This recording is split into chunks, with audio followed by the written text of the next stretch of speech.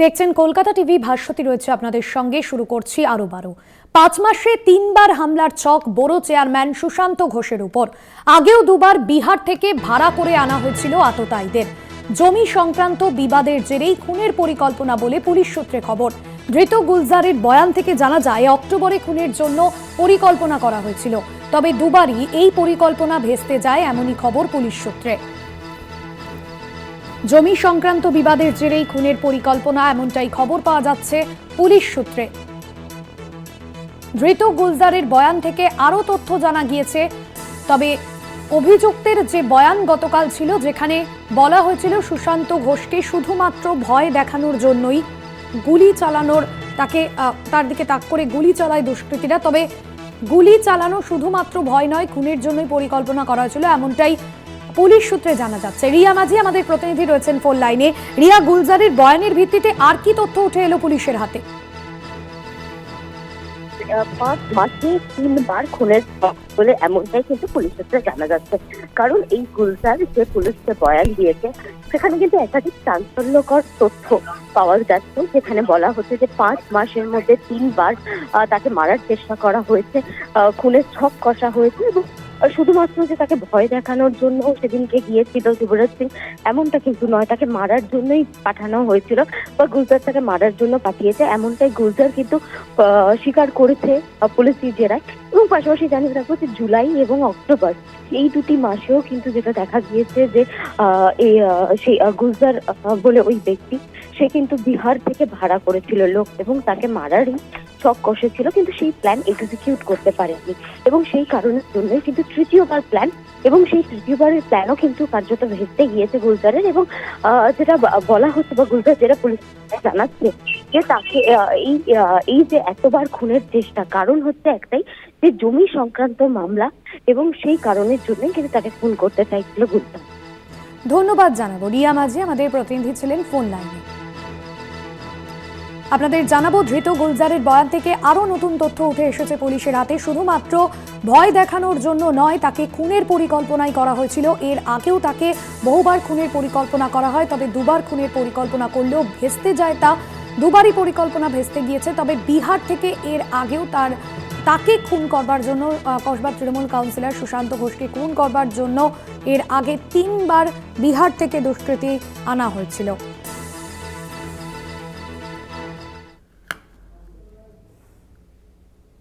গলসি থানা থেকে বেরোনোর সময় বিস্ফোরক দাবি ইকবালের। 2000 বর্গফুট জায়গার দখল করেছিল হায়দার আলী। হায়দার আলী সুশান্ত ঘোষের লোক, সেই জায়গা দখলমুক্ত করতেই গুলি করার ছক। গলসি থানা থেকে বেরোনোর সময় বিস্ফোরক দাবি করেছে ইকবাল। 2000 বর্গফুট জায়গার দখল ছিল হায়দার আলীর, সেই জায়গা হায়দার আলী সুশান্ত ঘোষের লোক, আর সেই জায়গা দখলমুক্ত করতেই গুলি করার ছক কষা হয়েছিল, এমনটাই বলছেন ইকবাল। কি বলেছেন কসবা কাণ্ডে মূল চক্রী ইকবাল, শোনাবো। সুশান্ত ঘোষ গুন্ডা है।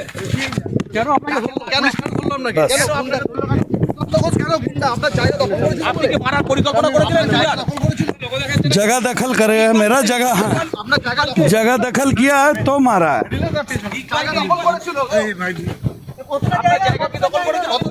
हाँ हाँ, 2000 स्क्वायर फीट। हैदर अली सुशांत घोष का गुंडा है। हमारा साथी।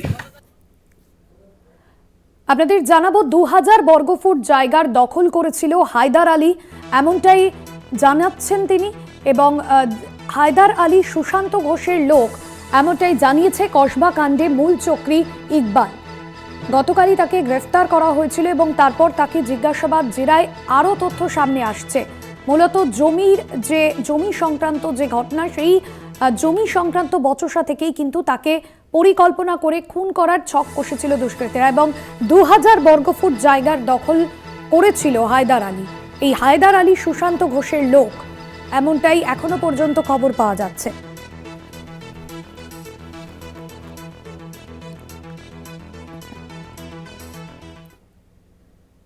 ইফতি ইফটিজিংকে নিয়ে দুই দলের মধ্যে ঝামেলা। পুলিশ থামাতে গেলে পুলিশকে মারধরের অভিযোগ, কর্তব্যরত পুলিশকে মারধরের অভিযোগ। রিজেন্ট পার্ক থানায় অভিযোগ দায়ের হয়েছে, গ্রেফতার করা হয়েছে দুজনকে। ইফটিজিংকে ঘিরে দুই দলের মধ্যে ঝামেলা এবং এই পরিস্থিতি থামাতে গেলে পুলিশকে মারধরের অভিযোগ। ইতিমধ্যেই ঘটনায় দুজনকে গ্রেফতার করা হয়েছে। ইফটিজিংকে কেন্দ্র করে দুপক্ষের মধ্যে ঝামেলা। পুলিশ থামাতে গেলে পুলিশকে মারধরের অভিযোগ, কর্তব্যরত পুলিশকে মারধরের অভিযোগ সামনে আসছে। রিজেন্ট পার্ক থানা এলাকার ঘটনা। ইতিমধ্যেই থানায় অভিযোগ দায়ের হয়েছে, ঘটনায় গ্রেফতার করা হয়েছে দুজনকে। ইফটিজিংকে কেন্দ্র করে দুই দলের মধ্যে ঝামেলা।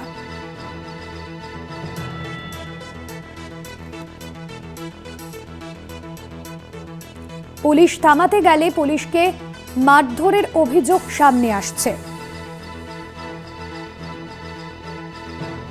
রিয়া মাঝি আমাদের প্রতিনিধি রয়েছেন ফোন লাইনে। রিয়া, এখনো পর্যন্ত কি জানা যাচ্ছে এই বিষয়ে?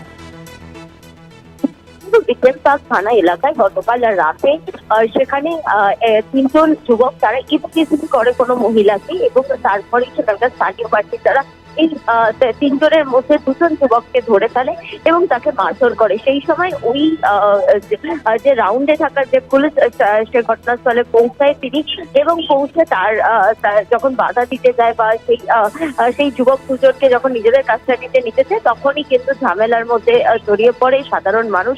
পুলিশকে লক্ষ্য করে গালিগালাজ এবং তাকে মারধর করে, এবং তারপরেই যেটা দেখা যায় যে পুলিশের তরফ থেকে একটি কেস রেজিস্টার করা হয় রিজেন্ট পার্ক থানাতে, যেখানে পুলিশকে অন ডিউটি পুলিশকে মারধর এবং সরকারি কাজে বাধা দেওয়া সহ একাধিক সেকশনে সেই কেস রেজিস্টার হয়। এবং ইতিমধ্যে সেই ইফটিজিং কেসে দুজনকে গ্রেপ্তার করা সম্ভব হয়েছে, কিন্তু এখনো পুলিশকে মারধর করা মামলায় কিন্তু এখনো কেউ গ্রেপ্তার হয়নি। ধন্যবাদ জানাবো। রিয়া মাঝি আমাদের প্রতিনিধি ছিলেন ফোন লাইনে। ইফটিজিংকে ঘিরে দুই দলের মধ্যে ঝামেলা।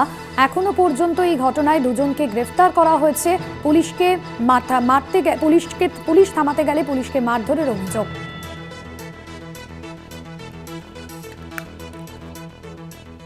শীর্ষ আদালতের নির্দেশ মেনে উপাচার্য নিয়োগ সম্পূর্ণ করেছে উচ্চশিক্ষা দফতর।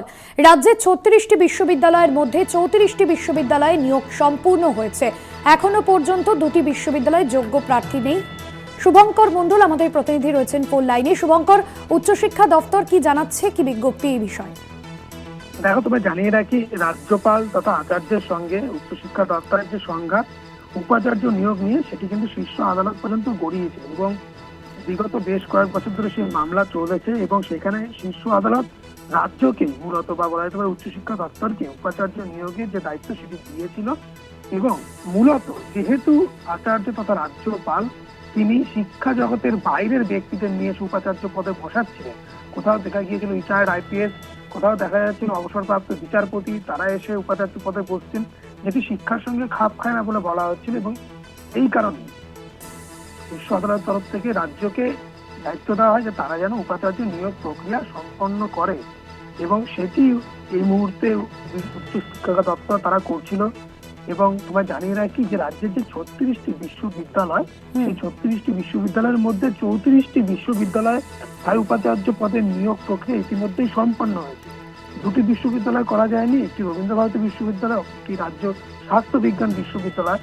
সেই বিশ্ববিদ্যালয়ে উপাচার্য নিয়োগ করা যায়, তার মূল কারণ সেখানে যে প্যানেল তৈরি করা হয়েছিল সেই প্যানেল বাতিল হয়েছে, এবং সেই প্যানেল বাতিল হওয়ার কারণে নতুন করে প্যানেল তৈরি করতে বলা হয়েছে। পুরনো প্যানেলে যারা ইন্টারভিউ দিয়েছিলেন বা আবেদন করেছিলেন তারা আর আবেদন করতে পারবেন না, ফ্রেশার্স আবেদন এখানে করতে হবে বলে জানানো হয়েছে। এবং আগামী 9ই ডিসেম্বর যে মামলা শীর্ষ আদালতে রয়েছে এই সংক্রান্ত, তার আগে কিন্তু এই নিয়োগ প্রক্রিয়া সম্পন্ন করতে হবে, যেটি রাজ্য সরকার তথা উচ্চশিক্ষা দপ্তরও চাইছে সেটি সম্পন্ন করতে। এবং 9ই ডিসেম্বর যে মামলা রয়েছে সেখানে কিন্তু তারা এই রিপোর্টও দেবেন। ধন্যবাদ জানাবো। শুভঙ্কর মণ্ডল আমাদের প্রতিনিধি ছিলেন ফোন লাইনে। শীর্ষ আদালতের নির্দেশ মেনে উপাচার্য নিয়োগ সম্পূর্ণ উচ্চশিক্ষা দফতরের, এবং দুটি বিশ্ববিদ্যালয়ে এখনো পর্যন্ত যোগ্য প্রার্থী না থাকায় বিজ্ঞপ্তি প্রকাশ করা হয়েছে। রাজ্যের 36টি বিশ্ববিদ্যালয়ের মধ্যে 34টি বিশ্ববিদ্যালয়ে উপাচার্য নিয়োগ প্রক্রিয়া সম্পন্ন হয়েছে। নজর রাখবো অন্যান্য খবরে। হুমকির জেরে আত্মহত্যা সিভিক ভলেন্টিয়ারের, এমনটাই অভিযোগ। কৃষ্ণনগরের কোতোয়ালি থানার এলাকার ঘটনা, এবং প্রাক্তন প্রধানের হুমকির জেরেই আত্মহত্যা সিভিক ভলেন্টিয়ারের, এমনই অভিযোগ সামনে আসছে। পরিবারের দাবি, দীর্ঘদিন ধরে হুমকি দিতেন প্রাক্তন প্রধান। তদন্তে কোতোয়ালি থানার পুলিশ। কৃষ্ণনগরের কোতোয়ালি উশিতপুরের ঘটনা। পরিবারের দাবি, দীর্ঘদিন ধরে হুমকি দিতেন ওই প্রাক্তন প্রধান। বিশাল সিংহ রায় প্রতিনিধি রয়েছেন ফোন লাইনে। বিশাল, এখনো পর্যন্ত পুলিশ কি জানাচ্ছে এবং পরিবারই বা কি দাবি করছে? দেখো, তোমাকে ভাস্করি যে প্রাক্তন যে প্রধান তিনি হুমকি করছেন দীর্ঘদিন ধরে এই সিভিক ভলেন্টিয়ার, এবং সিভিক ভলেন্টিয়ারকে হুমকি দেওয়ার পরে কিন্তু হুমকি দেওয়ার পরে কিন্তু তার পরিবারকে কিন্তু এই কি হুমকি বা কি বৃত্তান্ত এখন কিন্তু জানাতো না। এবং তিনি কিন্তু বর্তমানে কোতোয়ালি থানায় কর্তব্যরত ছিলেন এই সিভিক ভলেন্টিয়ার মাধব সর্দার। এবং তোমার কর্তব্য থাকাকালীন গতকালকে পরিবার সম্ভবত যোগাযোগ বিচ্ছিন্ন হয়েছে। প্রাক্তন প্রধানের হুমকির জেরে আত্মহত্যার চেষ্টা, আত্মহত্যার অভিযোগ সিভিক ভলেন্টিয়ারের, এবং প্রাক্তন প্রধানের হুমকির জেরে আত্মহত্যা সিভিক ভলেন্টিয়ারের, এমনই অভিযোগ করছে পরিবার। দীর্ঘদিন ধরেই ওই প্রাক্তন প্রধান তাকে হুমকি দিতেন বলে অভিযোগ।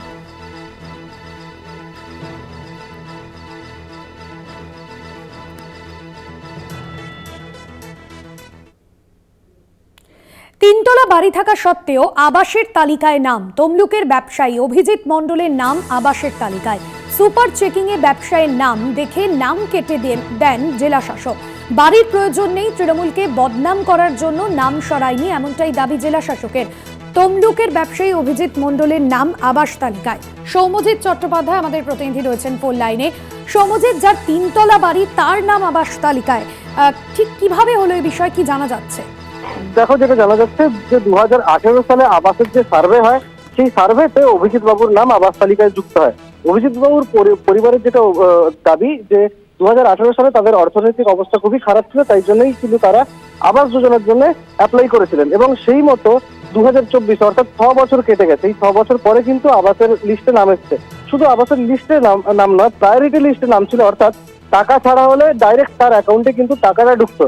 এই 6 বছরে অর্থনৈতিক অবস্থার উন্নতি হয়েছে এবং তার জন্য কিন্তু অভিজিৎ মণ্ডলের পরিবার এবং বারবার কিন্তু পঞ্চায়েতের কাছে গিয়েছে, পঞ্চায়েত কর্মীদের জানিয়েছিল যে আবাসের তালিকা থেকে তাদের নাম উঠিয়ে দেওয়া হোক, কিন্তু পঞ্চায়েত কর্মীরা কিন্তু তাদের নাম ওঠায়নি এবং রাজনৈতিক শত্রুতার কারণেই তারা এমনটা করেছেন, এমনটাই কিন্তু জানিয়েছেন অভিজিৎ মণ্ডলের পরিবার।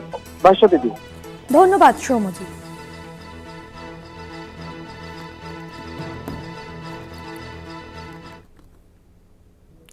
এবার আরামবাগে ট্যাবের টাকা হ্যাকিংয়ের অভিযোগ সামনে আসছে। গোঘাটের কয়েকটি স্কুলের 18 জন পড়ুয়ার অ্যাকাউন্ট হ্যাক হয়েছে বলে অভিযোগ। ট্যাবের টাকা অ্যাকাউন্টে ঢোকেনি বলে অভিযোগ। গোঘাট থানা ও হুগলি ডিআই অফিসে অভিযোগ জানানো হয়েছে। ট্যাবের টাকা অন্য অ্যাকাউন্টে ঢুকেছে। গোঘাটের বেশ কিছু স্কুলে 18 জনের অ্যাকাউন্ট হ্যাক হয়েছে বলে জানা যাচ্ছে। ট্যাবের টাকা অ্যাকাউন্টে ঢোকেনি বলে অভিযোগ। গোঘাট থানা ও হুগলি ডিআই অফিসে ইতিমধ্যে এই বিষয়ে জানানো হয়েছে। ট্যাবের টাকা অ্যাকাউন্টে না ঢোকার অভিযোগ সামনে আসছে। দীপাঞ্জন রায় প্রতিনিধি রয়েছেন ফোন লাইনে। দীপাঞ্জন, স্কুল কর্তৃপক্ষ কি জানাচ্ছে এই 18 জনের যে ট্যাবের টাকা কার অ্যাকাউন্টে গিয়েছে? তবে এই মুহূর্তে বলে রাখছি, গোঘাট থানার অন্তর্গত প্রায় 4 থেকে 5 স্কুলের টোটাল 18 জন ছাত্রছাত্রী আছে, তাদের টোটাল টাকাটা এটা দেখা যাচ্ছে যে নির্দিষ্ট যে শিক্ষা পোর্টাল আছে সেখানে গিয়ে স্কুল কর্তৃপক্ষ দেখেছেন যে অ্যাকাউন্ট নাম্বার এবং ব্যাংকের আইএফএসসি কোড দুটোই পরিবর্তন হয়ে গেছে, যেগুলি ওই ছাত্রদের নয়। এবং তারা তৎক্ষণাৎ স্কুল শিক্ষা দপ্তর এবং লোকাল থানায় অভিযোগ দায়ের করেছে এবং তারা বলছে যে এই টাকা কোনোভাবেই পায়নি। তারা জানতে পারে প্রথম যে পুজোর যখন ছুটি হয়েছিল সেই সময় স্কুলের সমস্ত ছাত্রছাত্রীর অ্যাকাউন্টে টাকা ঢোকে, কিন্তু এই যে 18 জন ছাত্রছাত্রী এদের অ্যাকাউন্ট গুলো টাকা ঢোকেনি। তারা স্কুল খোলার পরে স্কুল কর্তৃপক্ষের সঙ্গে যোগাযোগ করলে তারা ওই নির্দিষ্ট শিক্ষা দপ্তরের পোর্টালে গিয়ে দেখে যে তাদের অ্যাকাউন্ট নাম্বার এবং আইএফএসসি কোড পুরোপুরি চেঞ্জ হয়ে গেছে। তখন তারা বুঝতে পারে যে এই পোর্টাল কোনোভাবে হ্যাক হয়তো হয়েছে। তাই তৎক্ষণাৎ তারা সাইবার ক্রাইম, লোকাল থানা এবং স্কুল শিক্ষা দপ্তরকে জানিয়েছে এবং বিষয়টি নিয়ে এখনো তত্ত্বাবধানে তারা অভিযোগ নির্দিষ্ট জায়গায় অভিযোগ করে এবং তদন্ত করছে কোথায় কি হয়েছে না হয়েছে। তো এও বলে রাখি, এই নিয়ে গোঘাট থানাতে রাজনৈতিক চর্চা শুরু হয়েছে। বিরোধীরা বলছে যে এটা কেলেঙ্কারি ব্যাপার যদিও তৃণমূল বা শাসক দলের তরফ থেকে বলা হয়েছে যে এটা হ্যাকিং হয়েছে, এটা কোনো রাজনৈতিক কোনো নয়। তো তারপরেও বিরোধীরা বারবার বলছে এটা চক্রান্ত করে এটা করেছে স্কুল শিক্ষা দপ্তর এবং শাসক দল ব্যাপারটা জানে, তারা জেনে শুনে এই জায়গাগুলি এবং যে টাকা লুটের ব্যাপার সেগুলি করছে। যদিও শাসক দল পুরো অভিযোগ উড়িয়ে দিয়েছে, এরা বলছে বিরোধীদের চক্রান্ত, এখানে শাসক দল বা স্কুল শিক্ষা দপ্তরের কোনো নেই, এটা পুরোপুরি সাইবার ক্রাইম। তো নির্দিষ্টভাবে তদন্ত চলছে এবং যত দ্রুত সম্ভব এই শেষ করা হবে। এবং মুখ্যমন্ত্রী যদিও বলেছেন যারা টাকা পাননি যে সমস্ত ছাত্রছাত্রীরা তাদের টাকা পুনরায় আবার দেওয়া হবে। ধন্যবাদ দীপাঞ্জন।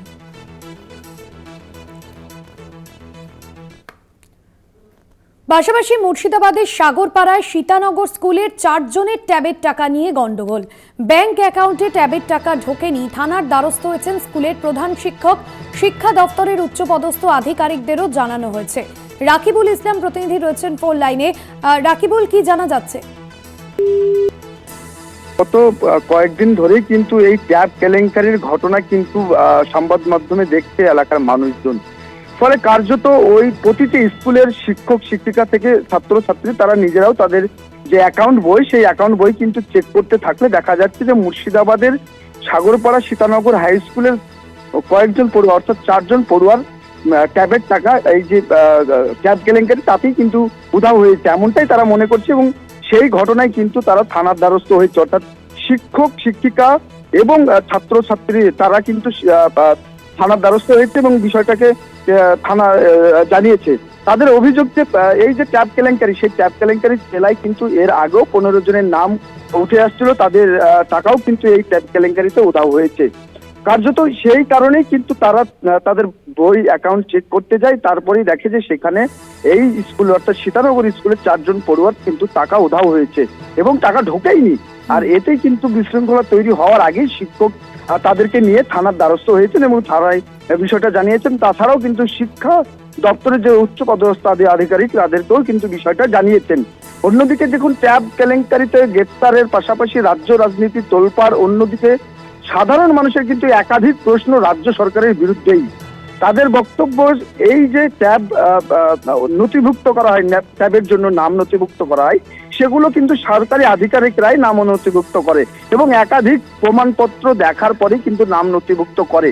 সেক্ষেত্রে কিভাবে এই ট্যাব কেলেঙ্কারির ঘটনা ঘটতে পারে এবং কিভাবে টাকা একজনের অ্যাকাউন্ট থেকে আরেকজনের অ্যাকাউন্টে চলে যেতে পারে, তার জন্য কারা দায়ী জিজ্ঞাসা চিহ্ন কিন্তু তাদের সরকারের প্রতি কিন্তু সাধারণ মানুষের স্বার্থে, এমনটাই কিন্তু এখন পর্যন্ত তথ্য উঠে আসছে।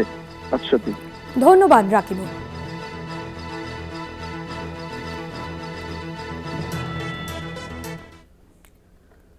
বীরভূমে কোর কমিটিতে মিটল কোর বিতর্ক। ক্যাপ্টেন অনুব্রত মণ্ডলের নেতৃত্বে ও কোর কমিটির তত্ত্বাবধানে আগামী দিনে আরও শক্তিশালী হবে কোর কমিটি।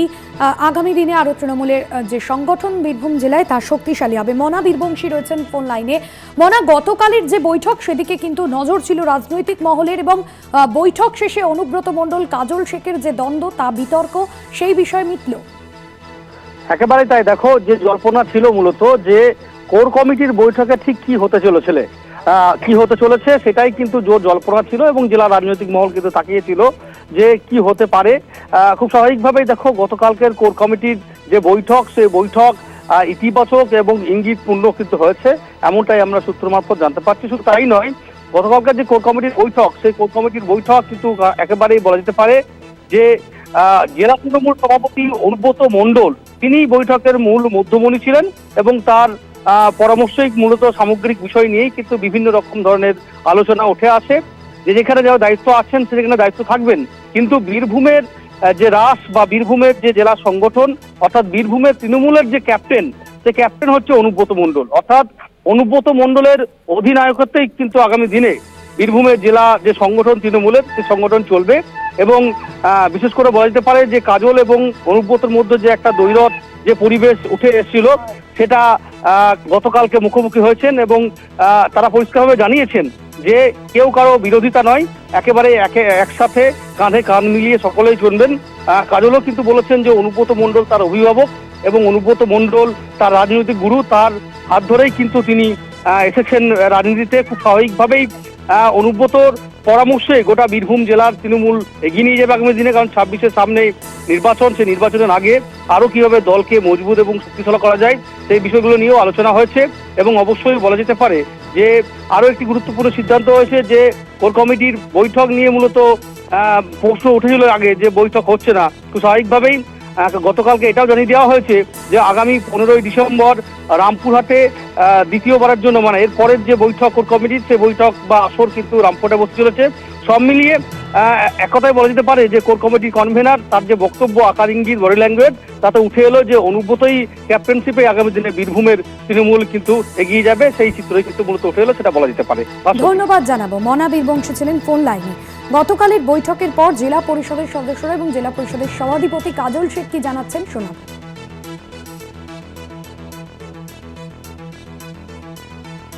সিদ্ধান্ত আগামী দিনে সংগঠনকে মজবুত করা এবং যেভাবে কাজল অনুব্রত এই যে গান হচ্ছিল তার জবনিকা হলো, কোনো দ্বন্দ্বদের মধ্যে ছিল না এবং প্রচারটা বেশি হয়েছে। আজকে সেটা প্রমাণ হয়ে গেল। আমরা সবাই একটা জায়গায় আছি, এক ছাতার তলায় আছি। আমাদের নেত্রী মমতা ব্যানার্জি, নেতা অভিষেক ব্যানার্জি, আর জেলায় আমরা সবাই ইউনাইটেড, অনুব্রত মন্ডল সহ।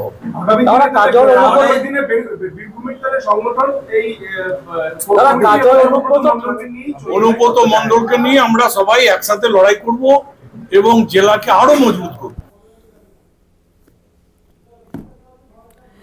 সিপিএম নেতা বিকাশ রঞ্জন ভট্টাচার্য রয়েছেন আমাদের সঙ্গে ফোন লাইনে। বিকাশ রঞ্জন বাবু, গতকালের যে কোর কমিটির বৈঠক, সেই বৈঠকের পর কোর কমিটির যারা সদস্যরা এবং কাজল শেখ জানাচ্ছেন যে আমাদের মধ্যে কোনো রকম দ্বন্দ্ব নেই, আগামী দিনে সংগঠন মজবুত করাই আমাদের মূল লক্ষ্য। কিভাবে দেখছেন এই বিষয়কে আপনি? না, এতে তো বিস্মিত হওয়ার কিছু নেই। তৃণমূলের মূল লক্ষ্যই হচ্ছে তো গুন্ডামি করে লোককে ভয় দেখিয়ে তাদের মতামতকে তাদের পকেটে ভরা, কোনো স্বাধীন মতামত প্রকাশ করতে না দেওয়া। এটা তো সামগ্রিকভাবে তৃণমূলের কর্মসূচি। সেই কর্মসূচিকে বাস্তবায়িত করতে গেলে পরে অনুব্রতর মতো লোককে তো রাখতে হবে, যে গুন্ডামি করতে পারে, অর্গানাইজ করতে পারে গুন্ডাদের, যে চুরি করে তৃণমূলের পকেটে টাকা ভরতে পারে, তেমন লোকই দরকার। এতে তো আশ্চর্য কিছু। অনেক ধন্যবাদ জানাবো আপনাকে। সিপিএম নেতা বিকাশ রঞ্জন ভট্টাচার্য ছিলেন ফোন লাইনে। তৃণমূলের জেলা পরিষদের সভাধিপতি কাজল শেখ কি বলছেন শুনুন।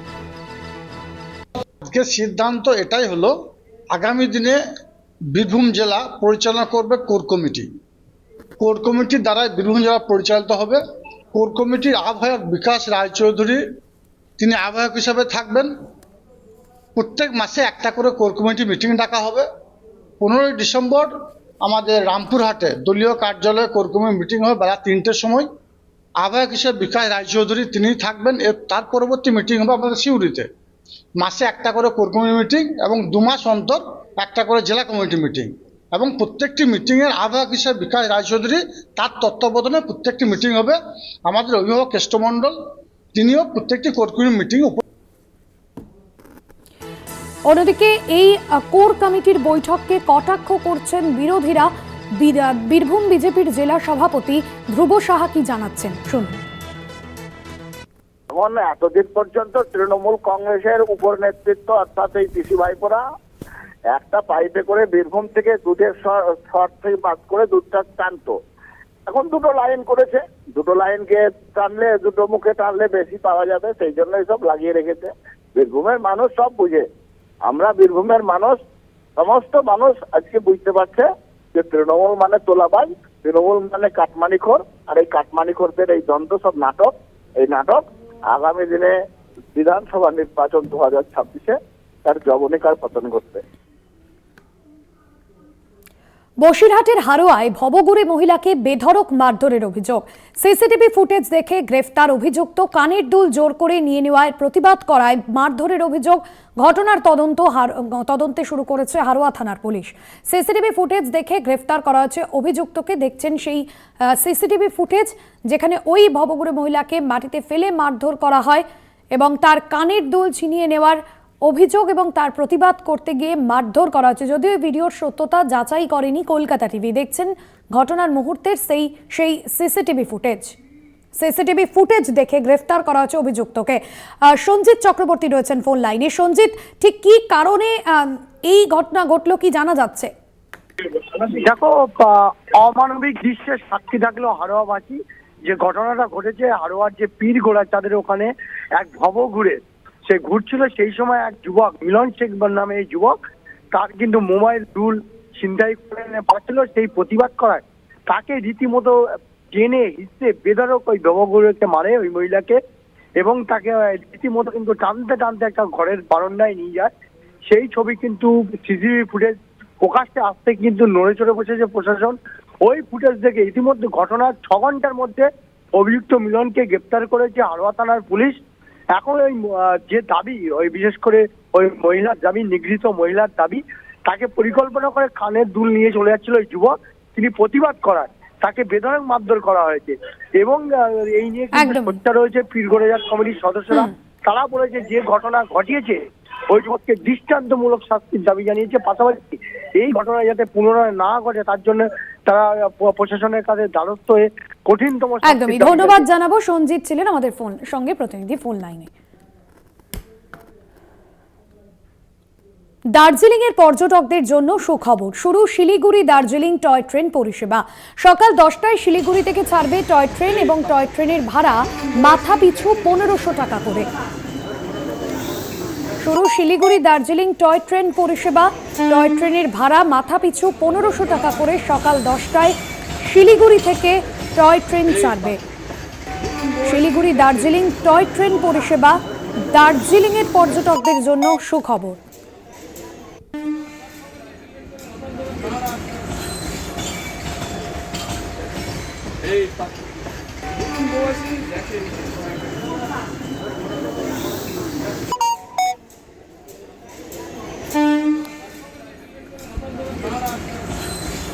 দার্জিলিং এর পর্যটকদের জন্য সুখবর, শুরু শিলিগুড়ি দার্জিলিং টয় ট্রেন পরিষেবা। সকাল 10টায় শিলিগুড়ি থেকে ছাড়বে টয় ট্রেন। টয় ট্রেনের ভাড়া মাথা পিছু 1500 টাকা করে।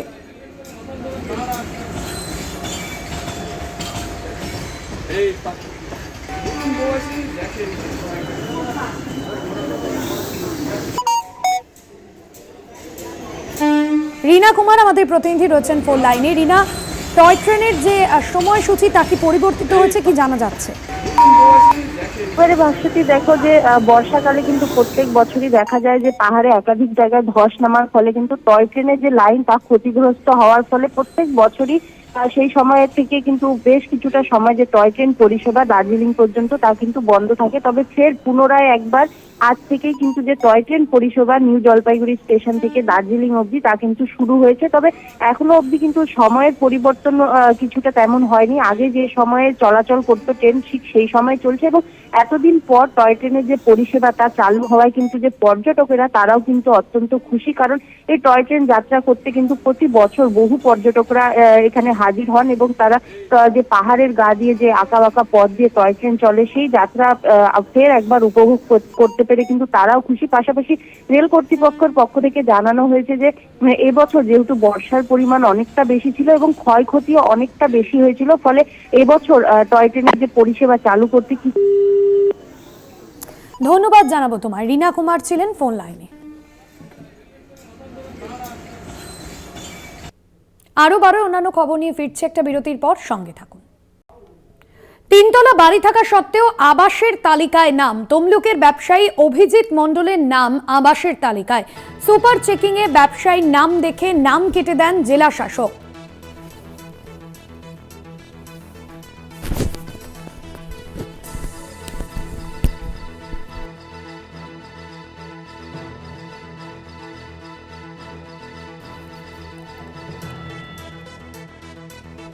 সুপার চেকিং এ ব্যবসায়ীর নাম দেখে নাম কেটে দেন জেলা শাসক। বাড়ির প্রয়োজনে নেই, তৃণমূলকে বদনাম করার জন্য নাম সরায়নি, এমনটাই দাবি বাড়ির মালিকের। বাড়ির প্রয়োজন নেই, তৃণমূলকে বদনাম করার জন্য নাম সরায়নি, এমনটাই দাবি করছেন বাড়ির মালিক।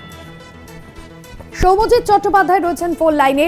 সৌম্যজিৎ, কি জানাচ্ছেন ওই বাড়ির মালিক? দেখো ভাস্বতী, ওই বাড়ির মালিক অর্থাৎ তিনি কিন্তু জানাচ্ছেন যে 2018 সালে সার্ভের ভিত্তিতে তিনি আবাস যোজনার যে অ্যাপ্লাই করেছিলেন সেই অ্যাপ্লাইয়ে কিন্তু 2024 সালে অর্থাৎ প্রায় 6 বছর পরে কিন্তু তার নাম এসছে। তার বাড়িতে যখন সুপার চেকিং এ যান জেলা শাসক গিয়ে দেখেন তো ওই প্রাসাদ প্রমাণ 3তলা বাড়ি, এবং তার মনে একটাই প্রশ্ন আছে যে এই বাড়ির মালিক কিভাবে আবাসের তালিকায় নাম এলো। সেখানে কিন্তু অভিজিৎ মণ্ডল, যিনি পান ব্যবসায়ী, তিনি জানিয়েছেন তিনি 2018 সালে অ্যাপ্লাই করেছিলেন এবং তার নাম এসছে। তিনি ওই বাড়ি তৈরি করার পরেও কিন্তু বারবার জানিয়েছিলেন পঞ্চায়েত কর্মীদের তার যেহেতু তার বাড়ি রয়েছে সেহেতু তার নাম বাদ দেওয়ার জন্য। কিন্তু এখানে তৃণমূলের দাবি তিনি যেহেতু তৃণমূল কর্মী, তৃণমূলকে বদনাম করার জন্য বিজেপির পঞ্চায়েত হয়, বিজেপি পঞ্চায়েত কর্মীর তার নাম কাটেননি। ধন্যবাদ জানাবো। সৌম্যজিৎ চট্টোপাধ্যায় আমাদের প্রতিনিধি ছিলেন ফোন লাইনে। আবাস যোজনায় নাম এসেছে 3তলা বাড়ি মালিকের তমলুকের ব্যবসায়ী অভিজিৎ মণ্ডলের নাম এসেছে আবাস তালিকায়। সুপার চেকিং এ ব্যবসায়ীর নাম দেখে নাম কেটে দেন জেলা শাসক। তবে তৃণমূলকে বদনাম করার জন্যই নাম সরায়নি, এমনটাই দাবি বাড়ির মালিকের।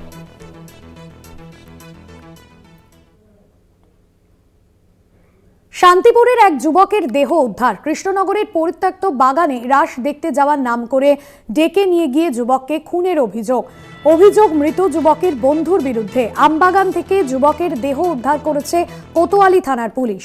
শান্তিপুরে এক যুবকের দেহ উদ্ধার ঘিরে চাঞ্চল্য এবং রাস দেখতে যাওয়ার নাম করে ডেকে নিয়ে গিয়ে যুবককে খুনের অভিযোগ সামনে আসছে। আমবাগান থেকে যুবকের দেহ উদ্ধার করে কোতোয়ালি থানার পুলিশ। মৃত যুবকের বন্ধুর বিরুদ্ধে অভিযোগ সামনে আসছে।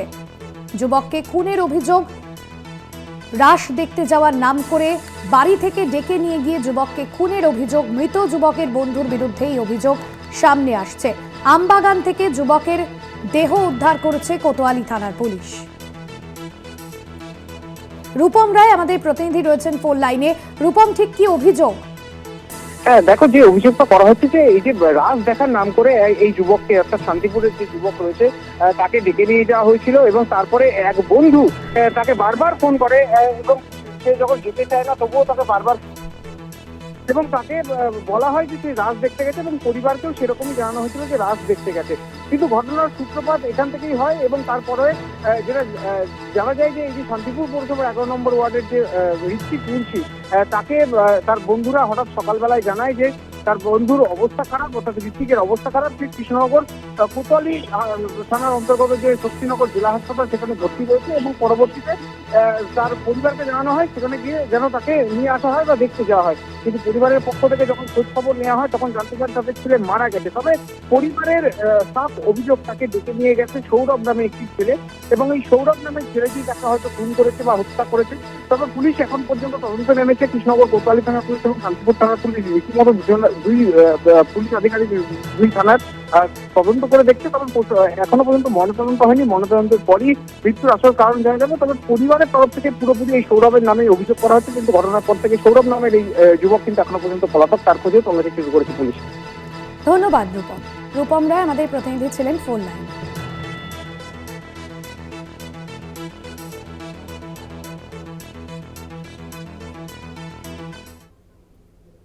রাতে পরিকল্পিতভাবে বাড়িতে আগুন লাগানোর অভিযোগ, এমনটাই দাবি বাড়ির মালিকের।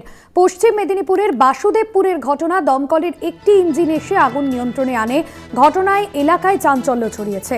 রাতে পরিকল্পিতভাবে বাড়িতে আগুন লাগানোর অভিযোগ সামনে আসছে। দমকলের একটি ইঞ্জিন এসে আগুন নিয়ন্ত্রণে আনে। মধুসূদন ভট্টাচার্য রয়েছেন ফোন লাইনে। মধুসূদন, বাড়ির মালিক কি জানাচ্ছেন, কে বা কারা এই কাজ করেছে? একদমই, দেখো দাসপুরের থানা যে বাসুদেবপুর এলাকায় সেখানকার বাসিন্দা জয়প্রকাশ চট্টোপাধ্যায়, তার একটি মাটির বাড়ি। গতকাল রাতে তার যেটা অভিযোগ যে পরিকল্পিতভাবে তার বাড়িতে আগুন লাগিয়ে দেওয়া হয়েছে। তবে প্রতিবেশীদের মধ্যেই একজন কেউ আগুন লাগিয়েছে। তার কারণ তিনি এখনো এই পর্যন্ত নাম তিনি প্রকাশ্যে আনতে চাইছেন না। তবে তাকে, অর্থাৎ জয়প্রকাশ বাবুকে নাকি বারে বারে তাকে ছেড়ে দেওয়া হয় যে কিভাবে বাড়ি করিস, তোকে দেখে নেবো। পাশাপাশি তার যে বাড়ি তাকে নিয়ে কিন্তু একাধিকবার তাকে ছেড়ে দিতে লক্ষ্য করা গিয়েছিল, এমনটাই কিন্তু তাকে তিনি বলেছেন জয়প্রকাশ বাবু। অপরদিকে কিন্তু এই যে গতকালের যে ঘটনা, বাড়িতে আগুন লাগিয়ে দেওয়ার বিষয়টি, তার যে দুই মেয়ে যখন রাতে পড়াশোনা করছিল সেই সময় তাদের নজরে আসে। পুরো বিষয়টি নিয়ে কিন্তু দাসপুর থানায় কিন্তু দ্বারস্থ হবেন বলে কিন্তু জানা গিয়েছে। তবে প্রশাসনিক আধিকারিকরা সেভাবে কিছু না বললেও তবে সেরকম যদি অভিযোগ পায় তখন কিন্তু পুলিশি ব্যবস্থা নেওয়া হবে বলে কিন্তু এখনো পর্যন্ত জানা গিয়েছে। ধন্যবাদ মধুসূদন। মধুসূদন ভট্টাচার্য ছিলেন ফোন লাইনে।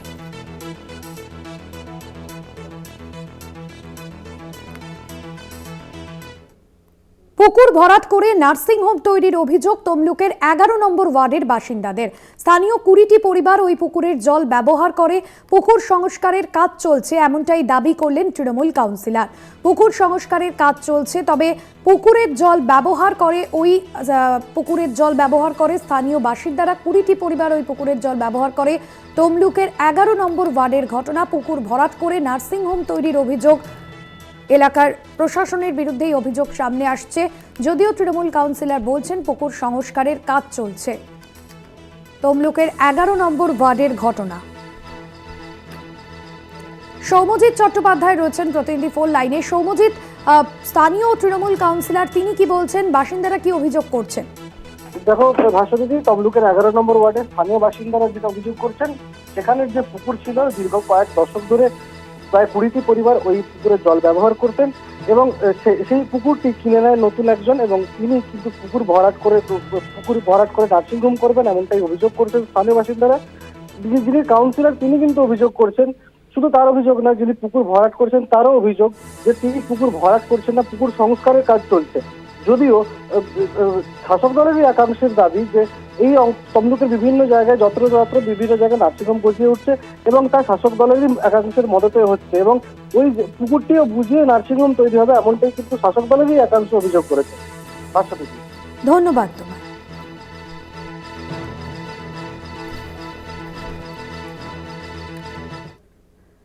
বীরভূমে রেশন ডিলারের ছেলেকে অপহরণের ঘটনায় ধৃত মুর্তেজ খান। ধৃতের কাছ থেকে উদ্ধার একটি ওয়ান শাটার পাইপ গান, একটি কার্তুজ। বীরভূম জেলা পুলিশের সাহায্যে উদ্ধার রেশন ডিলারের ছেলে। গ্রেফতার করা হয়েছে গাড়ির চালককেও। বীরভূমে রেশন ডিলারের ছেলেকে অপহরণের ঘটনায় ইতিমধ্যে একজনকে গ্রেফতার করা হয়েছে। ধৃতের কাছ থেকে একটি ওয়ান শাটার বন্দুক উদ্ধার হয়েছে এবং কার্তুজ উদ্ধার হয়েছে। বীরভূম জেলা পুলিশের সাহায্যে উদ্ধার করা হয়েছে রেশন ডিলারের ছেলেকে।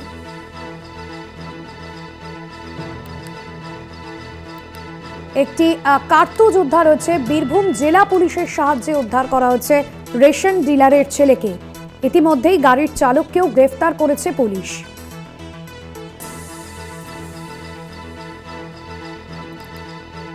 রেশন ডিলারের ছেলেকে অপহরণের ঘটনায় চাঞ্চল্য। ইতিমধ্যেই তার ছেলেকে উদ্ধার করা হয়েছে। বীরভূম জেলা পুলিশের সাহায্যে উদ্ধার হয়েছে রেশন ডিলারের ছেলে। গ্রেফতার করা হয়েছে গাড়ির চালককে। ধৃতের কাছ থেকে উদ্ধার একটি ওয়ান শাটার পাইপ গান ও কার্তুজ উদ্ধার হয়েছে। বীরভূমের রেশন ডিলারের ছেলেকে অপহরণের ঘটনায় ধৃত মুর্তেজ খান।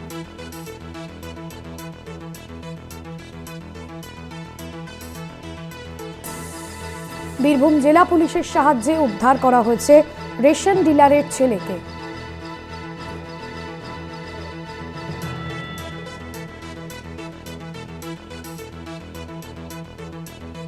মনা বীরবংশী রয়েছেন ফোন লাইনে। মনা, ঠিক কি কারণে অপহরণ করা হয় রেশন ডিলারের ছেলেকে, কি জানা যাচ্ছে? পুরো বিষয়টি হয়েছিল কালুই থানার মঙ্গলদিঘি বলে একটি গ্রাম, সেখানেই এক রেশন ডিলারের ছেলেকেই মূলত অপহরণ করা হয়েছিল। পরবর্তীকালে পুলিশ তদন্ত প্রক্রিয়ায় নেমে সেই রেশন ডিলারের ছেলে কিন্তু তাকে অক্ষত অবস্থায় উদ্ধার করে। কিন্তু এই ঘটনায় যাকে গ্রেপ্তার করা হয়েছিল মূল অভিযুক্ত, তাকে জিজ্ঞাসাবাদ করেই মূলত অপহরণ ঘটনার যা জিনিস মূলত। মনা, শোনা যাচ্ছে? সম্ভবত যোগাযোগ বিচ্ছিন্ন হচ্ছে। মনা বীরবংশী ছিলেন ফোন লাইনে।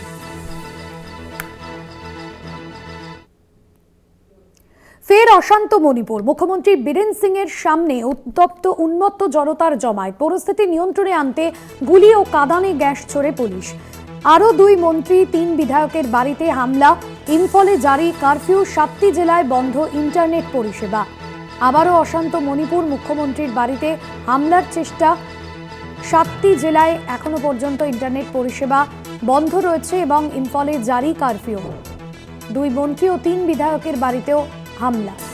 পরিস্থিতি নিয়ন্ত্রণে আনতে গুলি ও কাঁদানে গ্যাস ছোড়ে পুলিশ। মুখ্যমন্ত্রী বীরেন সিং এর সামনে উন্মত্ত জনতার জমায়েত।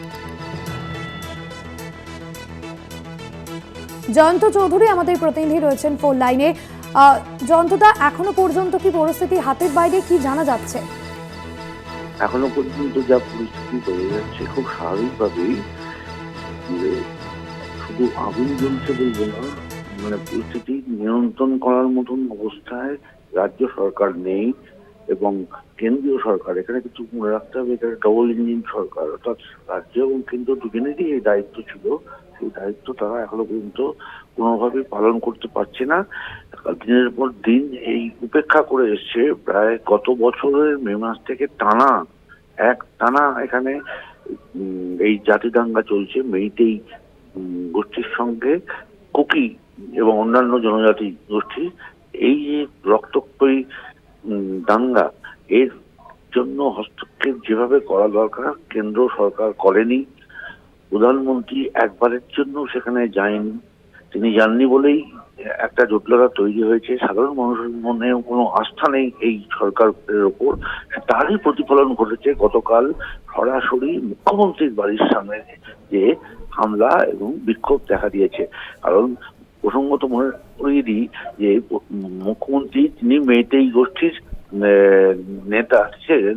সাধারণ মানুষের মনে একটা ধারণা তৈরি হয়েছে যে মুখ্যমন্ত্রী নিজেই এই দাঙ্গায় কোনো না কোনো ভাবে পক্ষপাতিত্ব করছে। সেই কারণে কুকি জনগোষ্ঠীর এই বিরোধ ক্রমশ মাথাচাড়া দিয়েছিল। সাধারণ মানুষের আস্থা কিন্তু সরকারের উপর থেকে নেই করে সেখানে একটা রাষ্ট্রীয় নিপীড়ন চালানো হচ্ছে, যার ফলে দিনের পর দিন মৃতের সংখ্যা বেড়েই চলেছে। ধন্যবাদ জয়ন্তদা। জয়ন্ত চৌধুরী আমাদের প্রতিনিধি ছিলেন ফোন লাইনে।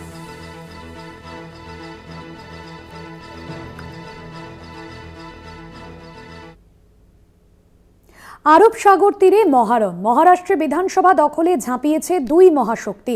সে রাজ্যের প্রতিটি কেন্দ্রে শেষ বেলার প্রচারে বাড়ছে উত্তাপ। শিবাজির বীরগাথার ভূমি কাকে দেবে জয়মালা? একদিকে কংগ্রেসের জোট সঙ্গী উদ্ধব ঠাকরে শিবসেনা আর শরদ পাওয়ারের এনসিপি, জোটের নাম মহাবিকাশ আঘাড়ি। অন্যদিকে বিজেপির জোট, সঙ্গে আছে দলছুট শিবসেনা আর দলছুট এনসিপি, জোটের নাম মহাজুতি। যুযুধান দুপক্ষেই চলছে চুলচেরা বিশ্লেষণ। মাত্র কমাস আগে শেষ হওয়া লোকসভা ভোটে বিজেপি জোটের ভরাডুবি হয়েছে। রাজ্যের 48 লোকসভা আসনের 31টিই দখল করেছে কংগ্রেসের জোট। সেই হিসেবে রাজ্যের 288টি বিধানসভা এলাকার 163টিতে এগিয়ে কংগ্রেসের জোট। লোকসভা নির্বাচনে বিজেপি জোটে জুটেছিল 17টি আসন। মাত্র 125 বিধানসভা আসন এলাকায় এগিয়েছিল বিজেপির নেতৃত্বাধীন মহাজুতি। বিধানসভা ভোটে দুপক্ষই নানা প্রতিশ্রুতির ডালা নিয়ে হাজির। সে রাজ্যে মাঝি লড়কি বহিন যোজনায় মহিলারা মাসে পাচ্ছেন 1,500 টাকা। তবে সব মহিলা নয়, যাদের পারিবারিক আয় বছরে 2.5 লক্ষ টাকার কম পাচ্ছেন তারাই। প্রায় 2,34,00,000 মহিলা ইতিমধ্যে প্রকল্পটিতে যুক্ত হয়েছেন। ভোটের ঠিক আগে মহারাষ্ট্রের মুখ্যমন্ত্রী একনাথ শিন্ডে প্রতিশ্রুতি দিয়েছেন তারা জিতলে এই ভাতা বাড়িয়ে 2,100 টাকা করা হবে। এই ঘোষণার ঠিক পরেই কংগ্রেস জোট জানায় তারা ক্ষমতায় এলে দেওয়া হবে মাসে 3,000 টাকা। তাছাড়া মহিলাদের বাস ভাড়া মকুব করার ঘোষণা করেছে কংগ্রেস জোট। সব মিলিয়ে মহিলাদের সুবিধে দেবার বিষয় নিয়ে জমে উঠেছে ভোট বাজার। তবে উঠছে আরও নানা গুরুতর প্রসঙ্গ। সে রাজ্যের মারাঠাওয়াড়া, বিদর্ভ, উত্তর মহারাষ্ট্রের একটা বড় এলাকা প্রধানত গ্রামীণ ও দরিদ্র। এই এলাকাগুলিতেই কংগ্রেস জোটের শক্তি অনেকটা বেশি।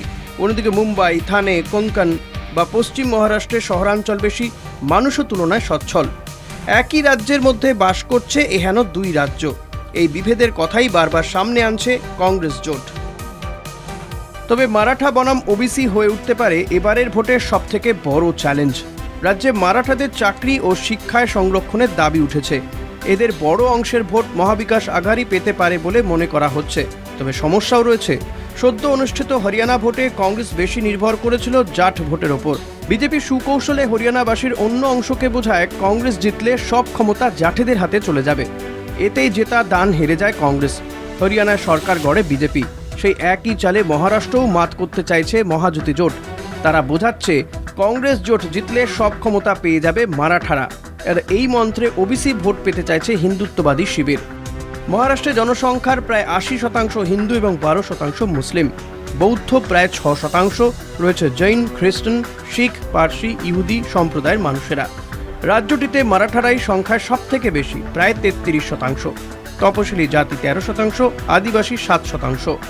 অন্যান্য অনগ্রসর শ্রেণী বা ওবিসিভুক্ত মানুষ 19%, বিমুক্ত জাতি ও যাযাবর সম্প্রদায় 13%। মারাঠা ও মুসলিমরা মিলে জনসংখ্যার 45%। আবার বিমুক্ত জাতি ও যাযাবর বাদে বাকিরা জনসংখ্যার 42%। এই হিসেবের আলো ছায়া সম্ভাবনার শিল্প হয়ে উঠেছে মহারাষ্ট্রে। তবে শেষ বিচারে ভোট ট্রান্সফারটাই এক্স ফ্যাক্টর হতে চলেছে। লোকসভা ভোটে অজিতপন্থী এনসিপি এবং বিজেপির মধ্যে ঠিকমতো ভোট ট্রান্সফার না হওয়াটাই ওই জোটের খারাপ ফলের জন্য দায়ী। এবারও বিজেপি ও দলছুট এনসিপির মধ্যে জোর বিরোধ চলছে। যদি দলছুট এনসিপির ভোট জোটসঙ্গী অপর দলে প্রার্থী না পায়, তাতে কিন্তু ধূপ করে নিভে যেতে পারে বিজেপির বুক ভরা আশা। কলকাতা টিভি।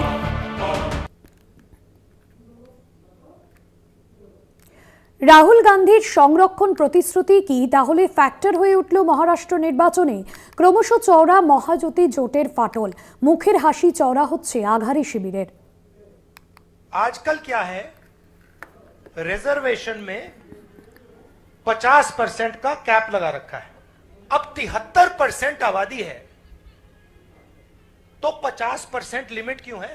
तो ये पता लगाना है कौन से वर्ग के कितने लोग हैं और किसके पास कितना धन है।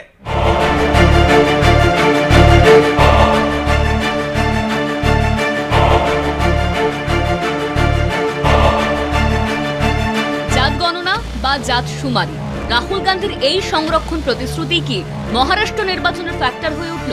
এমনটাই বলছে ঘটনা পরম্পরা।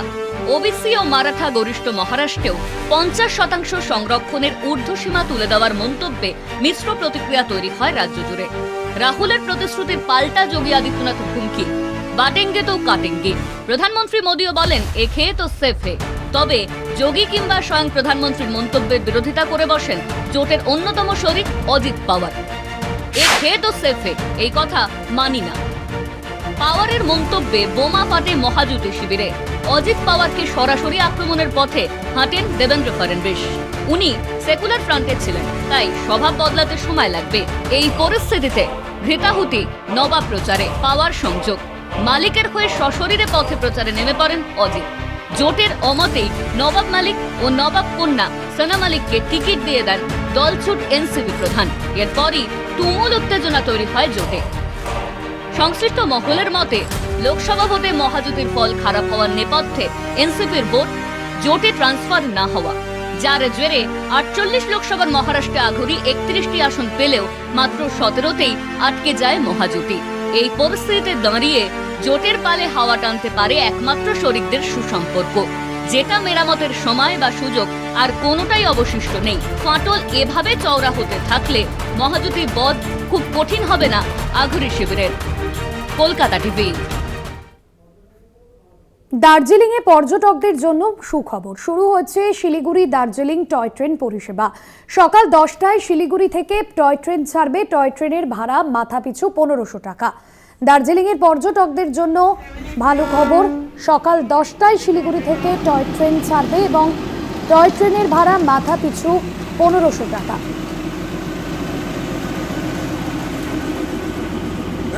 শুরু হলো শিলিগুড়ি দার্জিলিং টয় ট্রেন পরিষেবা। দার্জিলিংয়ের পর্যটকদের জন্য সুখবর,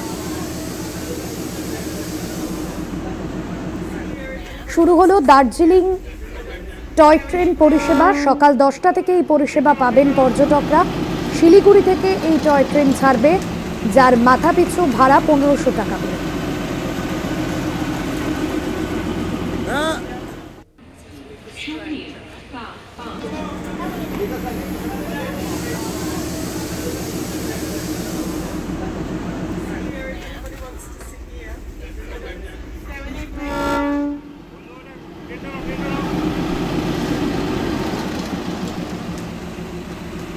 দার্জিলিংয়ের পর্যটকদের জন্য ভালো খবর, শুরু হলো দার্জিলিং শিলিগুড়ি টয় ট্রেন পরিষেবা। আসছি আবহাওয়ার খবরে। কলকাতায় সপ্তাহান্তে মনোরম আবহাওয়া, আরও নামলো দিন ও রাতের তাপমাত্রা। সর্বনিম্ন তাপমাত্রা 19 ডিগ্রি সেলসিয়াস, সর্বোচ্চ তাপমাত্রা 28.7 ডিগ্রি সেলসিয়াস। সকালে হালকা কুয়াশা, তবে বৃষ্টির সম্ভাবনা নেই।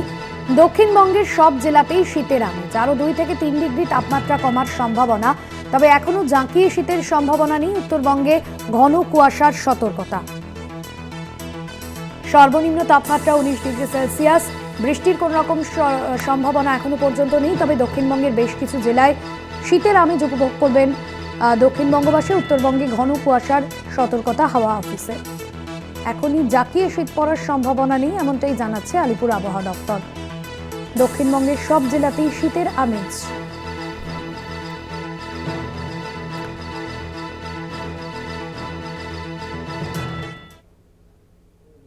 আরো এখন এ পর্যন্তই। দেখতে থাকুন কলকাতা টিভি রাত দিন 7 দিন।